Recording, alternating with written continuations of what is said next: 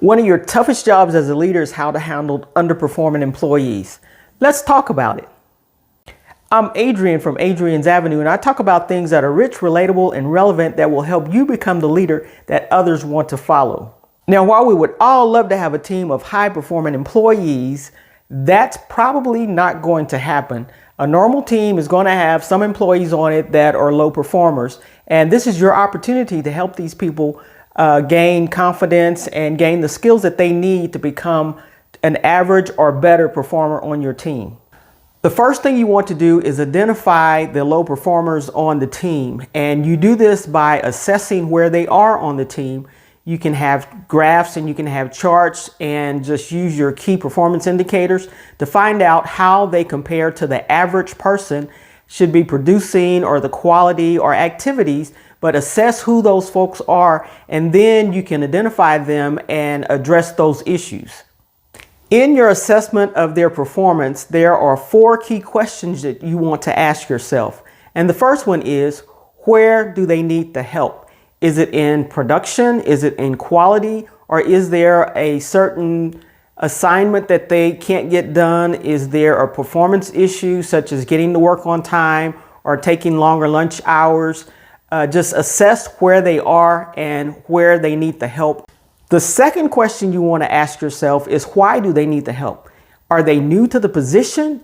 Is there another skill level that they need to complete the task? Is it a new assignment? Is it a new procedure that you've just introduced to that job class? Why do they need this help? Assess that, and that will get you closer to the cues of what you need to do to help them. The third question that you want to ask yourself is, when do they need the help? Is it in the morning? Are they sluggish in the morning, or is it in the afternoon? Does chatting have something to do with it? Is it around lunchtime and how long they're taking for lunch? But when exactly do they need that help? Do they need help when they're working a certain task? These are very important questions that can lead you to exactly where you need to assist these folks that are underperforming. Now, I don't want you to underperform with me, so hit that like button and that subscribe button to stay up to date on all the latest information as it becomes available to you. We are getting much closer to helping the underperformers. And the fourth question you want to ask is, what do they need help with? Is it a specific task, or is it time management? Exactly try to cue in on where do they need this help and what is it specifically that they need the help with. Now, I like to keep it simple. So there are 4 ways that we can handle these underperforming employees. They can be retrained, they can be reassigned, they can be renewed, or they can be released. Sometimes employees just simply need to be retrained to meet their goals. And once they are retrained, they can get back on track and they won't be underperforming employees anymore. If you have the luxury of reassigning your employees to help them meet the goals, do that. Sometimes a person is not in the right spot for what they really can flourish in. And if we could just shift them to the right spot, they can actually stay with the company and improve and be a star performer sometimes in that spot. So we want to make sure we have the right people in the right seats on the bus so that they will have a fair chance and the company will have a fair chance, and it'll work out in the end. Now, when we talk about renewing, that is something, it may be some type of mental block. It may be some type of depression that the person may be in, but their mind needs to be renewed and they need to be reminded that they were hired for a specific job, and they can take an hour or 2 or a night to sleep on it to see if they still want to work there, see if that position is still for them.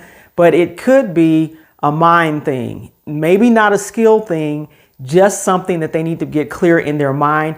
And you as their leader need to have this conversation with them so that everybody is on the same page and understand that you need to get your mind in the game in order to succeed at that position. And of course, the last one is release. And that's something that no leader wants to do. Sometimes it becomes necessary if they cannot grasp the job within a certain amount of time. You're patient with them, you've helped them, you've given all you can, and they still can't get it. Sometimes it's just not a good fit. And the best thing for both sides, believe me, for them as well as you, as bad as you may feel, is to release them. Let them go to be productive somewhere else at a different company, doing something different that they love. They won't have to go home feeling bad about whatever they couldn't do at your company, but release them. You know, it's a gift that you can give them as well as your company. And like I said, just because you hire someone and they think that they can do the job, you think that they can do the job all the time, that is not the case. So release them when you have to release them. Now, here's where you come into play as their leader. You have a meeting with them and let them know exactly what the issue is. And then you two work together to put together an improvement plan, a performance improvement plan. And this will entail the goals that you want them to meet, the specific things that they may need to do, and a time frame. But you sit down together with them because you need them to buy into what you're getting ready to present to them. And they may have some ideas to bring to that plan, but they need to be aware, crystal clear, of where they are and where you want them to go.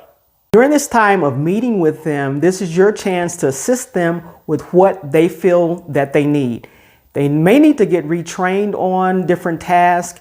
They may need a side-by-side just for someone to watch them do the work, resources, whatever it is that they may need. And they tell you that that's what you need to supply to them so that they can be assured that you're in their corner helping them to improve their performance. Now, that is just the first meeting. You will have many more meetings to help them along their journey. They will need feedback, and that's what you need to supply to them. Of course, you will have the numbers and we'll be monitoring their progress, and that's what you want to see. So as you meet with them on a weekly basis, monthly basis, however you want to meet with them, you will give them their progress from one time to the next. Whatever it is that you guys agreed that they would accomplish during that time, you go over that with them to see if they fell short or if they met it or if they went above it. So you meet with them and give them feedback. Now, the one thing that you don't want to forget is to include a time frame, because there is an amount of time. You cannot stretch this thing out all year long. There is a certain amount of time that they should show some improvement, some progress toward the goal. And there should be an amount of time that they need to accomplish the goal. So if it's something that they can, sometimes if it's coming to work late, that can be done the next day and it should be over with. But if it's something such as a quality goal, production goal, or something like that, it may take a few months, it may take a few weeks, but they need to be aware that there is a time frame and there is an expectation that at this certain point in time, we need you here. And so make sure that they understand that to the fullest. Well, there you have it. These are some very basic but solid steps that will help you with the folks that are underperforming on your team and get them up to par to where they need to be. They will feel a lot better and you will feel a lot better. And it's the best feeling for a leader to feel like they have succeeded with the person. No one wants to release someone. So if you can help them at all, that's what we want to do. We're there to bring out the best in our employees. And if this is somebody that you can work with, has a great attitude, is willing to learn and willing to do better in their job, that's who you want to keep on your team.